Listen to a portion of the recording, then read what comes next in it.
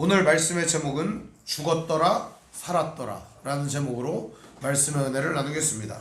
죽었더라 살았더라. 무슨 제목이 그러냐. 이 제목은 오늘 말씀의 내용을 다 요약하고 있는 내용입니다. 인간은 누구나 죽습니다. 죽음은 사람들에게 거창한 것이 아닙니다. 하나님이 자기가 주었던 숨을 갖고 가면 그냥 끝나는 것이 인생입니다.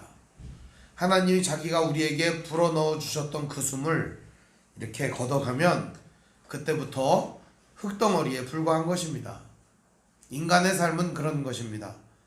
그런데 한숨과 같고 안개와 같고 그리고 잠깐 비추이다가 마는 빛과 같은 그 인생이 오늘 우리들에게는 너무나도 소중하고 우리의 모든 것이라고 할 수가 있습니다.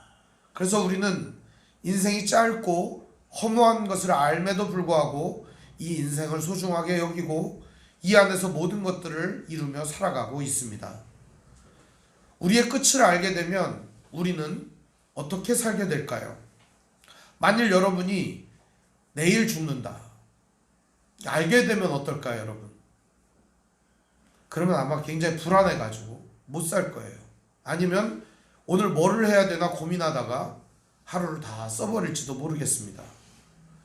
한번 생각해 보세요. 오늘 내 인생이 마지막이라면, 내일 내 인생이 끝난다면, 그러면 우리들은 어떻게 살아야 되나 하는 고민이 생깁니다.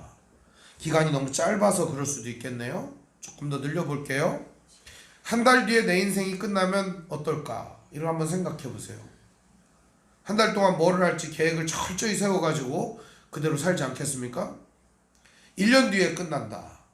그럼 1년도 계획을 세우겠죠. 그죠? 10년 뒤에 끝난다. 10년 동안 또 계획을 세우겠죠. 우리 인생은 언젠가 끝나요. 그런데 우리들은 내일도 모레도 모르는 인생을 살고 있는 거예요. 인생의 거대한 계획과 플랜은 전혀 의미 없이 그저 오늘 우리들의 스케줄과 인생이 어떻게 돼야 되는지도 알지도 못한 채 일을 위해서 살아가고 있는 게 현실이라는 겁니다. 내 인생에 집중하지 않고 있어요. 사람들의 모든 모습들은 어떻게 일을 하고 어떻게 먹고 살고 어떻게 우리들은 이 경제 상황을 해결해야 되는가, 여기에 목적이 있습니다. 그게 중요하지 않다는 말이 아닙니다. 지금 유가도 많이 오르고 전쟁 때문에 곡물 가격도 오르고 생활에 퍽퍽함이 있어요. 미국이 기준금리를 올리고 이런 것들은 뉴스 틀면 다 나오고 아는 것들이에요. 그런데 이런 것들은 잘 알면서 내 인생은 어떻게 왔고 어떻게 가야 되는지 이거에 대한 고민을 전혀 하고 있지 않다는 거예요. 내 인생에 대한 고민을 조금만 해본다면 내 인생을 어떻게 살아야 되는지 바로 우리들은 생각해야만 할 것입니다. 내일 인생이 끝난다고 생각하면 너무 촉박한데 당황스럽지 않습니까?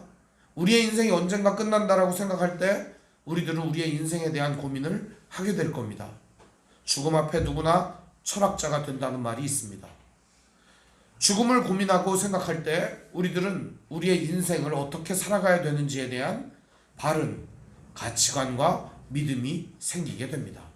오늘 여러분은 어떻게 죽음을 맞이하고 싶습니까? 오늘 창세기 5장을 죽음의 장이라고 말합니다. 오늘 말씀은 모든 사람이 다 죽었더라, 죽었더라, 죽었더라, 죽었더라 이렇게 돼 있습니다. 그 중에 한 명만 살았더라 이렇게 돼 있어요. 그래서 오늘 제목이 죽었더라, 살았더라입니다. 근데 여기에 중의적인 의미도 있어요. 죽기 전에 우리가 어떻게 하죠? 살죠. 죽음을 생각하는 사람은 내 인생을 어떻게 살아야 되는지를 고민하게 됩니다.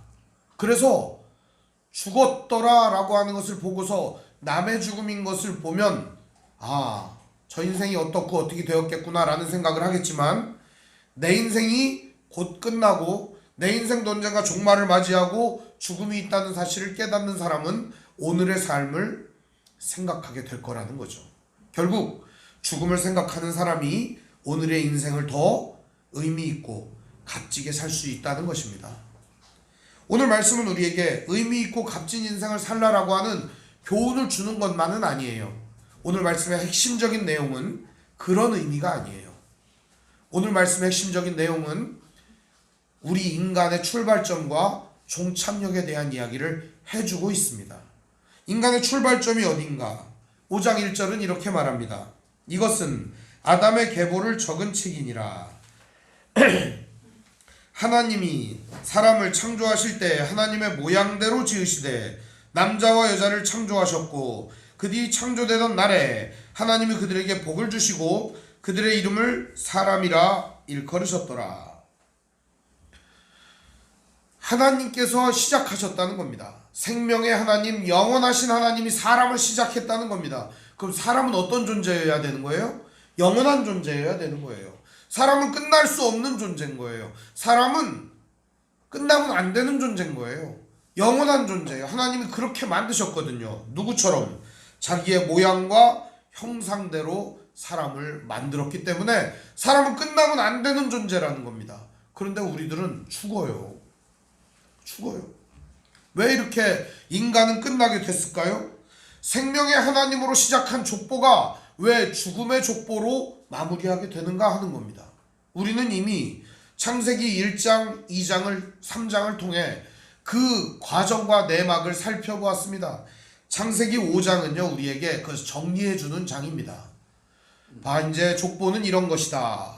그리고 우리는 어떻게 시작했고 이렇게 오고 있다라고 하는 것을 중간적으로 말해주고 있는 겁니다. 그래서 창세기 5장의 이야기는 우리에게 죽음과 인류의 시작에 대하여 말해주고 있습니다. 왜 생명의 하나님으로부터 시작했는데 죽음으로 마무리하는 인생이 되었는가? 그 얘기를 해주는 거죠. 오늘 말씀에 보면은 이런 얘기가 나옵니다. 하나님이 세상을 창조하실 때 모양대로 사람을 지으시고 남자와 여자 만들고 사람이라고 했다. 이런 얘기가 나옵니다. 이 사람이라고 하는 말은 원래 히브리 보통 명사로 아담 이런 뜻입니다. 아담. 그러니까 아담이라는 말이 이름도 되지만 사람이라는 뜻이에요. 근데 아담이라고 하는 말은 어디서 왔냐면 아다마에서 나왔어요. 이 아다마라는 말은 뭐냐면 흙이다 이런 말이에요. 흙이다. 그러면 흙에서 아담이 나왔어요. 그러면 흙덩어리일 뿐은 아니잖아요. 사람은 뭘로 돼 있다는 거예요? 하나님이 불어넣어 주신 하나님의 영 그리고 흙 이렇게 돼 있는 거예요. 그러면 우리의 흙덩어리인 몸이 없어지면 뭐만 남게 되는 거예요? 하나님의 영 그것이 남는 거예요. 하나님이 오늘 우리의 영혼에 부여해 주신 생명만이 남게 되는 거예요. 영혼은요 하나님이 우리가 태어날 때 다 불어넣어 주셨어요. 그래서 각 사람 마음에는 다 영혼이 있어요. 각 사람에게는. 하나님이 자신의 생명 같은 호흡을 불어넣어 주셨을 때 흙덩어리였던 우리의 인생도 생명처럼 움직이게 됩니다. 하나님과 함께 할 때 우리는 영원한 삶을 살게 되는 거죠. 그런데 인간은 어느 틈엔가부터 하나님의 형상을 잃어버리고 말았습니다. 그리고 하나님의 형상을 잃어버린 뒤에 자기 자신의 부족하고 연약하고 소멸될 수밖에 없고 죽을 수밖에 없는 인간의 형상으로 살아가게 되었다는 것입니다. 오늘 말씀에 보면은 하나님의 형상으로 창조된 그 사람이 사람의 형상으로 바뀌는 모습이 나옵니다. 3절에 보면 아담은 130세의 자기의 모양 곧 자기의 형상과 같은 아들을 낳아 이름을 셋이라 하였다. 하나님의 형상이 인간의 형상으로 되는 겁니다. 이제 인간은 하나님의 형상으로 아들을 낳는 게 아니라 인간의 형상으로 계속 아들을 낳게 되는 것입니다. 하나님과 함께 할 때 인간은 영화롭고 존귀하고 아름다운 존재로 있을 수 있어요. 그러나 하나님이 떠난 인간은 그저 사람의 형상으로 그대로 남는 겁니다. 흙덩어리일 뿐인 그 형상으로 말입니다. 오늘 우리 안에 그럼 하나님의 형상이 없나요? 아닙니다. 우리 안에 하나님의 형상이 있습니다. 우리 다 하나님을 닮았습니다. 하나님 우리를 낳았습니다.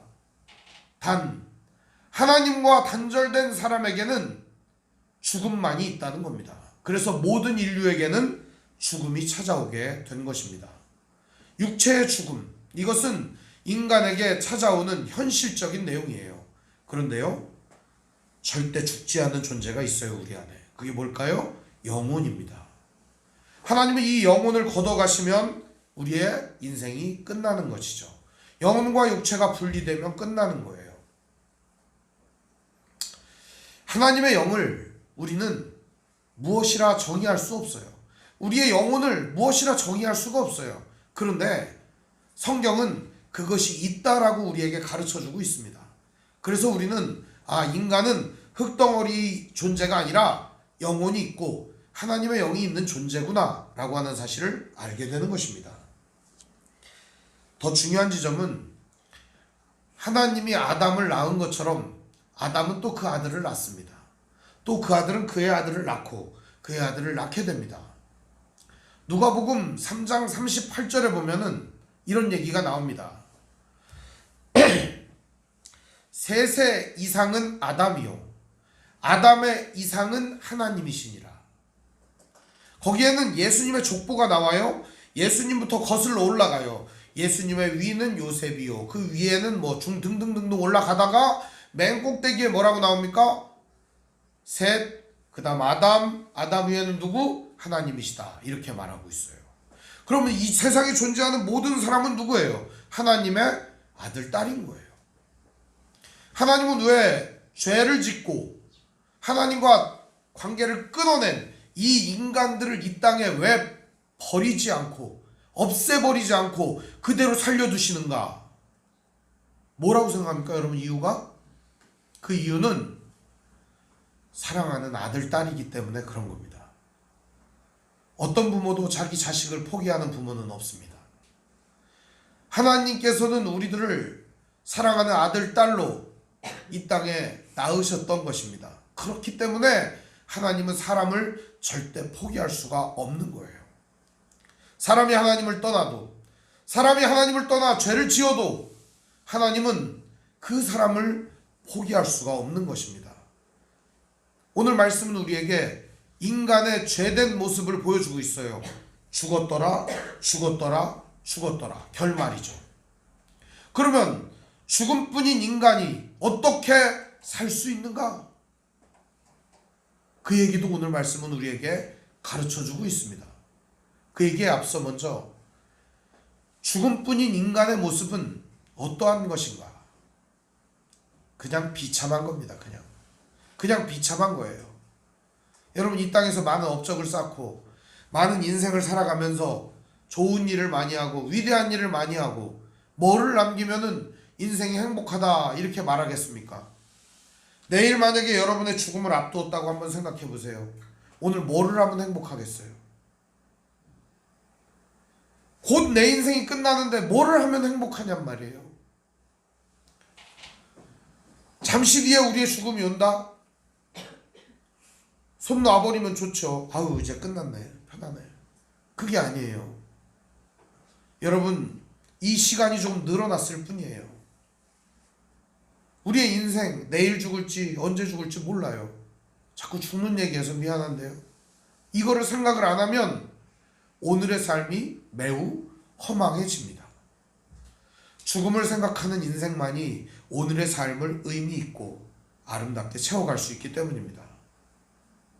오늘 말씀은 우리에게 이런 얘기를 들려줍니다.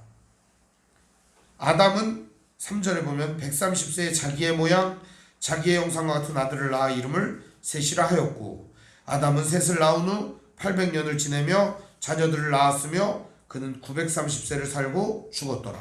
어떻습니까? 자녀 낳고 살고 죽었다.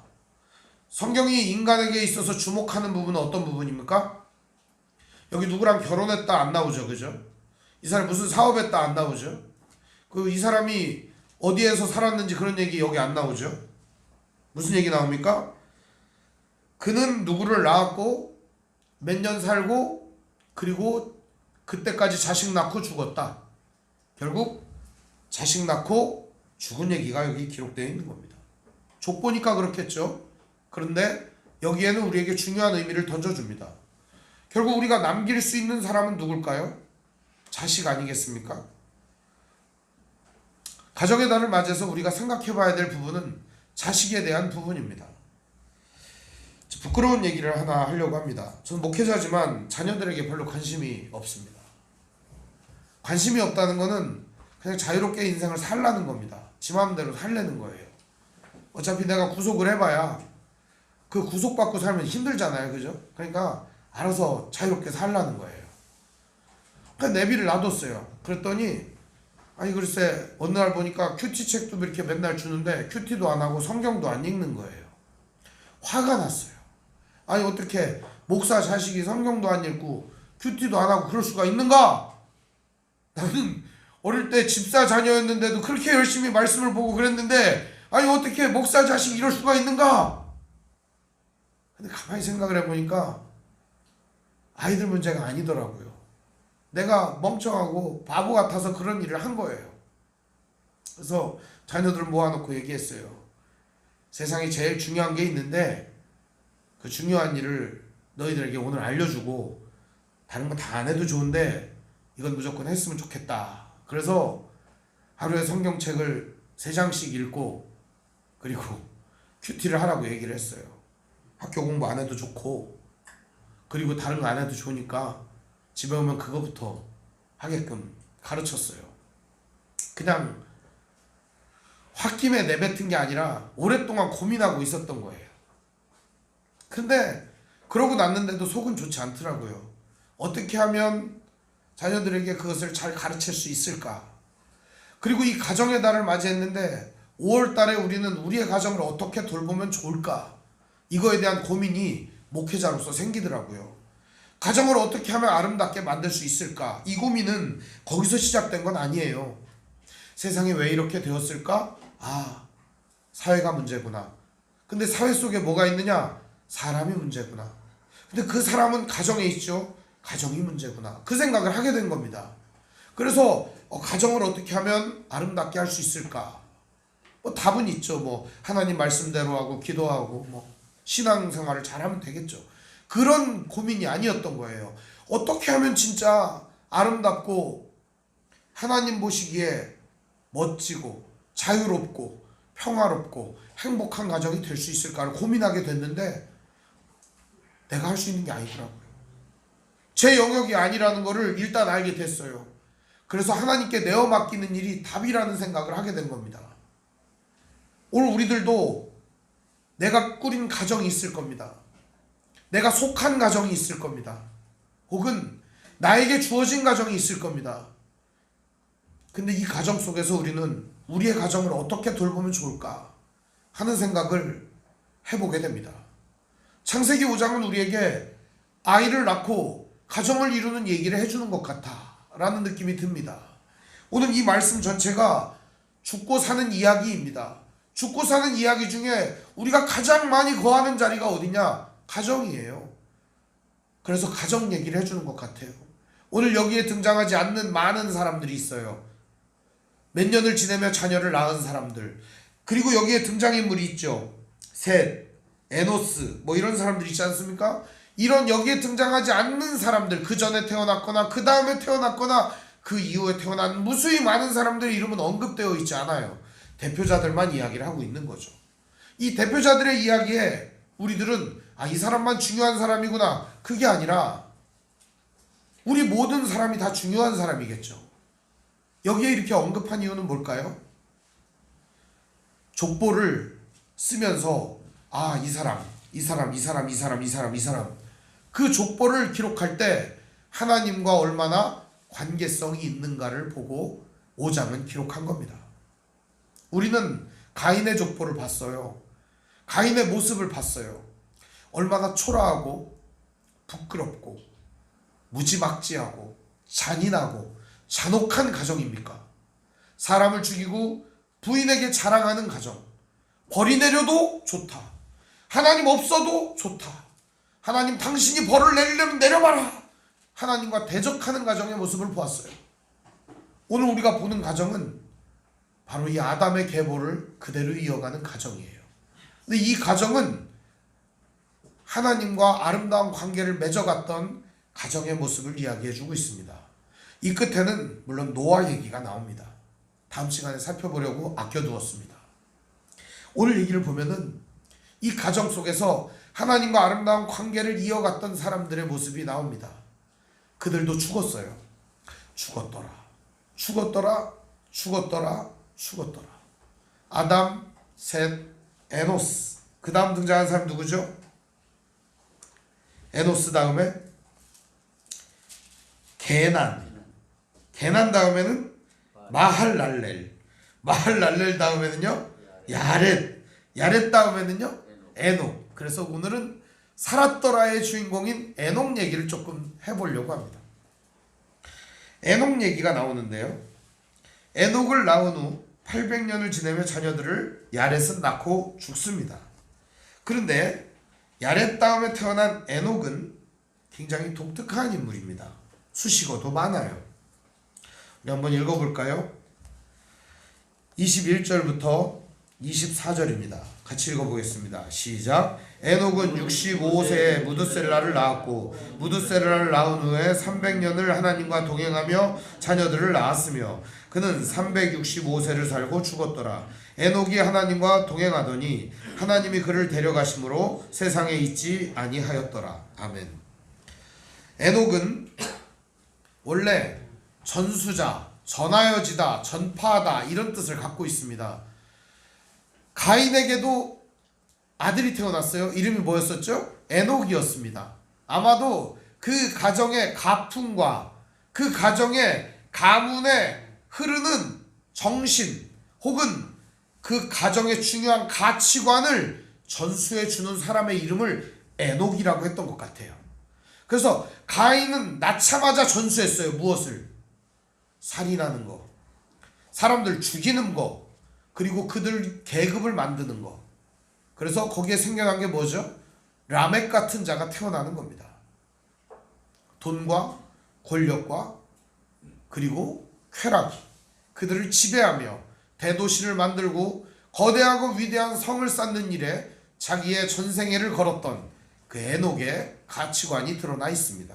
오늘 셋의 후손인 에녹의 가치관은 어떨까요? 에녹은 65세에 무드셀라라고 하는 사람을 낳습니다. 성경에 가장 오래 산 사람이기도 합니다. 969세를 삽니다. 그리고 300년을 하나님과 동행하며 자녀들을 낳았다고 합니다. 300년을 하나님과 동행했다고 얘기를 합니다. 그리고 300년 동안 뭐를 했대요? 자녀들을 낳았대요. 근데 보면은 에녹이 몇 살을 살았죠? 365세를 삽니다. 그렇죠? 365세를 살아요. 그죠? 에녹만큼은 죽었더라는 얘기가 없어요. 살았더라 이렇게 돼 있어요. 살았더라. 근데 에녹이 산 나이는 여기 있는 사람들보다 엄청 짧은 나이예요. 다들 900살 이상을 살았어요. 근데 에녹만 몇 살을 살아요? 365세를 살아요. 저는 어쩌면 여러분한테 이런 질문도 하고 싶은 거예요. 무드셀라처럼 969세를 사시겠습니까? 아니면 에녹처럼 365세를 사시겠습니까? 이게 묻고 싶은 거예요. 오늘 성경은 우리에게 이것도 가르쳐 줍니다. 그가 365세를 살았는데요, 300년을 하나님과 동행했어요. 그런데 빼면 몇 살이 남아요? 하나님과 동행하지 않은 삶 65세. 65세까지 뭐 했을까요? 에녹은 하나님과 동행하지 않은 그 65년 동안은 뭐 했을까요? 아마도 에녹은 그 65세까지 그냥 평범하게 이들처럼 자녀 낳고 살았던 것 같습니다. 그런데 언제부터 에녹이 하나님과 동행하기 시작했는가? 오늘 말씀에 보면 22절에 힌트가 있어요. 21절에 에녹은 65세에 무드셀라를 낳았고, 무드셀라를 낳은 다음에 결과적으로는 누가 태어나는 거예요? 무드셀라를 낳은 다음에 무드셀라 이후에 후손이 태어나는 것이고, 에녹은 그 이후로 하나님과 동행하는 300년을 살게 되는 겁니다. 그럼 무드셀라를 낳기 전하고 낳은 다음하고 달라지는 거 아니겠습니까? 그렇죠? 무드셀라는요 홍해가 나던 애 죽습니다. 무드셀라. 근데 이 무드셀라라고 하는 사람이 무슨 의미가 있을까 하는 거예요. 그것은 바로 무드셀라가 죽는 그의 심판이 임한다라고 하는 사실을 에녹은 알았던 것 같습니다. 어쩌면 에녹은 자기 자신에게 불어닥칠, 온 인류에게 불어닥칠 이 재앙을 알게 되었던 것 같습니다. 하나님은 하나님의 사람들에게 이러한 전조들이나 내용들을 알려줍니다. 하나님과 동행하는 에녹은 300년 동안 하나님과 동행했다고 합니다. 이 동행했다라고 하는 말이 무슨 말이냐면 할라크 이런 말이에요. 함께 걷다 이런 의미가 있어요. 함께 걷다. 그러면 걷다라고 하는데 이 단어는 주목을 하고 있어요. 걷다. 인생을 걸음이라고 표현을 해요. 여러분 이력서를 내잖아요. 그죠? 회사 가면 이력서 그죠? 이력이라고 할 때 이 이자가 무슨 이자면 신이자예요. 신발. 옛날에는 미투리 이자라고 그랬어요. 이게 뭐냐면 네가 지금까지 걸어온 내력을 써라 이런 거거든요. 에녹은 그의 인생을 걸어가면서 그의 인생을 살아오면서 300년 동안 하나님과 동행했다는 겁니다. 알게 되었던 거죠. 그는 자기의 인생도 끝나고 모든 사람의 인생이 끝난다는 것을 알게 되었던 겁니다. 그리고 하나님과 동행했던 겁니다. 동행이라는 말이 참 어려운 말입니다. 어려운 말이에요. 만약 여러분에게 누가 하나님과 동행하는 게 뭡니까? 이렇게 물어봤어요. 그럼 여러분은 어떻게 설명해 주고 싶어요? 그러니까 어떤 사람이 하나님과 동행하는 게 뭡니까? 이렇게 물어보면 여러분 뭐라고 얘기해 주고 싶어요? 저에게 온 질문이에요. 그게 어떤 사람이 매우 쉽게 얘기를 했어요. 목사님 하나님과 동행하는 건 뭡니까? 근데 가만히 생각을 해보니까 동행하는 게 너무 어려운 거예요. 설명이 너무 어려운 거예요. 그래서 그냥 하나님이 그때 마음에 생각을 주셨어요. 떠오르게 해주셨어요. 동행이 뭐 별거 있어요. 같이 밥 먹고 같이 돌아다니고 같이 사는 거지. 그랬더니 식구네요 그러는 거예요. 맞아요. 하나님하고 한 식구 되는 거예요. 가족력이라는 게 있어요. 그 집에 똑같은 음식 먹고 똑같이 살다 보니까 똑같은 습관을 갖는 거예요. 이걸 가족력이라고 해요. 근데 동행이라는 말을 이렇게 얘기를 해줬어요. 하나님하고 같은 습관을 갖는 겁니다. 하나님하고 같은 마음을 갖는 겁니다. 하나님 좋아하는 거 좋아하는 거고 하나님 싫어하는 거 나도 싫어하는 겁니다. 하나님이 원하시는 거 나도 원하는 겁니다. 그런 게 동행 아닐까요? 그랬더니 듣고 보니 그렇네요. 그러면서 답을 얻고 갔어요. 마치 제가 굉장히 똑똑한 사람인 양 생각을 하시더라고요. 아니에요. 몰랐어요. 그냥 생각이 났어요. 우리가 살면서 하나님과 동행한다는 게 뭔가? 여러분들은 하나님과 동행한다 그것이 무엇일까? 고민해 보세요.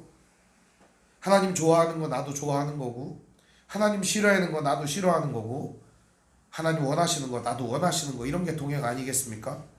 하나님하고 같이 밥 먹고 하나님하고 같이 걸어가고 내 인생의 발자취를 하나님과 함께하며 또 앞으로 남은 삶을 하나님과 함께하는 게 동행이 아닐까요? 에녹은 그걸 알았습니다. 오늘 우리 안에는 성령이 계셔서 성령님이 우리를 인도하시기 때문에 하나님과 동행할 수 있어요. 근데 이때 당시에 사람들은 성령이 없었거든요. 각 사람 마음에 성령이 오시지 않은 때예요. 그러다 보니까 이 사람들은 하나님과 동행할 수 있는 그런 게 없어요. 그런 와중에도 에녹이라고 하는 사람은 하나님과 동행했다는 겁니다. 하나님의 마음을 품고 살았다는 것이죠. 그렇기 때문에 하나님은 이 에녹을 세상에 내버려 둘 수가 없었던 겁니다. 너무 좋아서 데리고 갔어요. 지금도 아마 에녹 같은 사람이 있지 않을까 저는 생각을 해봐요. 에녹 같은 사람이 지금 없을까요? 성경에 기록이 안 돼서 그렇지 에녹 같은 사람이 없을까요? 저는 있을 것 같아요. 왠지 어딘가에는 이런 에녹 같은 사람이 있지 않을까. 오늘 하나님 우리에게 이 말씀을 전해주시고 계시는 겁니다. 이 창세기 5장의 말씀을 통해서 너는 어떻게 죽을 것이냐, 너는 어떻게 살 것이냐, 이걸 묻고 있는 겁니다. 오늘 우리는 어떤 죽음을 맞이할 것입니까? 오늘 우리는 어떤 삶을 살아갈 것입니까? 가장 고귀하고 존귀한 삶은 어디에 있을까요?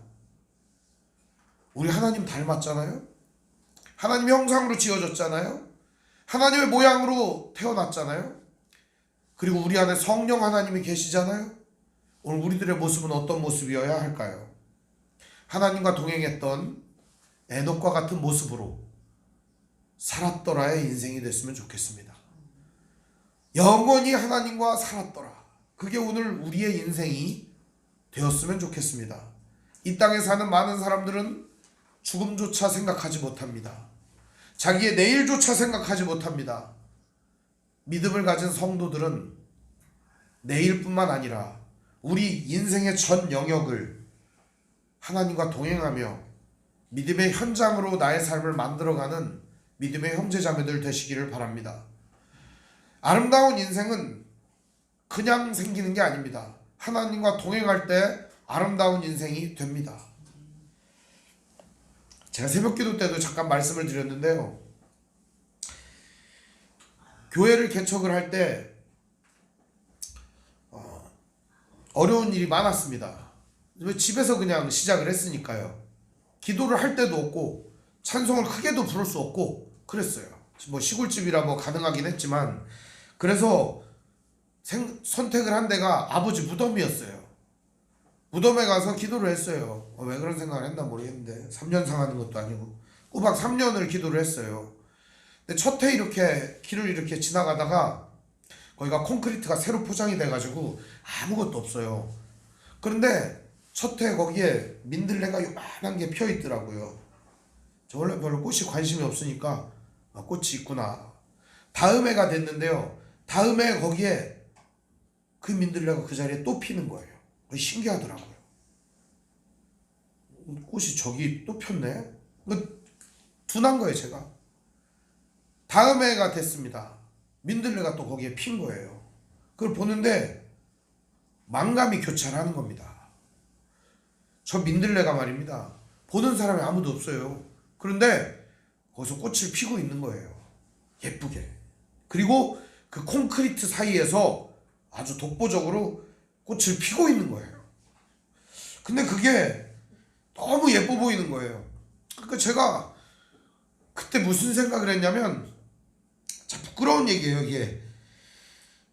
사람들이 이제 그때 당시에 이제 막 강의도 다니고 그러니까 좋았어요. 그러니까 사람들이 막 잘한다 그러고, 막 집회 가면은 사람들이 좋다 그러고, 막 교회 청빙도 여기저기 들어오고 그러니까 이제 큰 교회 가면 되겠구나, 막 그런 이 세상적인 생각이 막 드는 거예요. 쪽팔린 거예요. 이게 목사로서 막 그런 생각을 하면 안 되는데, 거기 가면 편하겠구나, 거기 가면 좋겠구나, 이런 생각이 드는 거예요. 그냥 너무 창피하니까 이거 누구한테 말도 못하고 그냥 기도만 하는 거죠. 그러면서 새벽 기도를 하는데 무덤에서 막 기도를 하는 거죠. 뭐 주여 막 기도를 하는데, 기도 열심히 하면 뭐합니까? 마음에는 이런 멍청이 같은 등신 같은 마음이 자리하고 있는데 기도를 안만 하면 뭐 할 거예요. 근데 그렇게 기도를 하고 내려가다 그걸 보는데 하나님 내 마음 막 때리는 거예요. 너는 도대체 뭐 하는 놈이냐? 그러는 게 아니라 그 꽃을 통해 보여주는 거죠. 너는 왜 네 자리에서 꽃을 피울 수가 없냐? 꼭 사람들이 봐줘야 되고, 사람들이 좋아해줘야 되고, 사람들한테 인정을 받아야 되고 그래야 되냐? 하는 거죠. 내려놓았어요. 그렇구나. 알게 된 거예요. 내 자리에서 꽃을 피우는 게 얼마나 아름다운 일인가. 내 삶 속에서 하나님의 아름다움을 드러내는 게 얼마나 고귀하고 존귀한 일인가. 그걸 알게 된 거예요. 남들보다 높아지고, 남들보다 대단해지고, 남들보다 위대해지고 멋있어지는 인생이 아니라 내 자리에서 하나님 보시기에 아름다운 삶을 사는 거죠. 꽃을 피우는 거죠. 오늘 우리에게는 주어진 삶이 있어요. 제게 찾아오셨던 하나님이 오늘 전 여러분에게도 찾아가셨으면 좋겠습니다. 여러분의 인생은 누구보다 아름답습니다. 그리고 주어진 삶의 자리에서 꽃을 피우셨으면 좋겠습니다. 바보 같은 저처럼 오래 있다가 깨닫지 마시고 일찍 깨달으셨으면 좋겠습니다. 인생은 거창하고 길지 않습니다. 짧습니다. 목사다 보니까 장례식을 많이 치릅니다. 볼 때마다 느끼는 건 나도 저기 들어간다 그거예요. 다른 교훈이 별로 없어요. 나도 곧 들어간다 이거예요. 그럼 그때 느끼는 거는 다른 게 아니에요. 들어가기 전까지 잘 살아야겠다 이런 겁니다. 저 속에 들어가기 전에 잘해야겠다. 저 속에 들어가는 그 직전까지 하나님과 동행하면 좋겠다 이런 겁니다. 사랑하는 성도 여러분, 오늘 우리의 인생을 하나님과 동행하며 살았던 에녹처럼 아름다운 인생으로 하나님과 날마다 동행하는 믿음의 삶이 여러분의 삶의 현장에서 이루어지기를 주님의 이름으로 축원드립니다. 기도하겠습니다. 사랑과 은혜가 풍성하신 아버지 하나님, 은혜와 사랑을 감사드립니다. 연약한 나에게 찾아오신 주님, 오늘 연약한 우리들에게 찾아오셔서 주의 사랑과 은혜와 평강을 부어주시고 우리의 삶의 터전에서 하나님의 사랑을 배우고 하나님의 사랑을 드러내며 그 사랑을 나타내는 인생을 살게 하여 주옵소서. 주님, 오늘 아름다운 삶의 터전을 받은 성도들, 그 삶의 터전에서 하나님과 동행하는 귀하고 멋지고 아름다운 삶이 날마다 이어질 수 있도록 역사해 주시옵소서. 우리 주 예수님 이름으로 기도합니다. 아멘.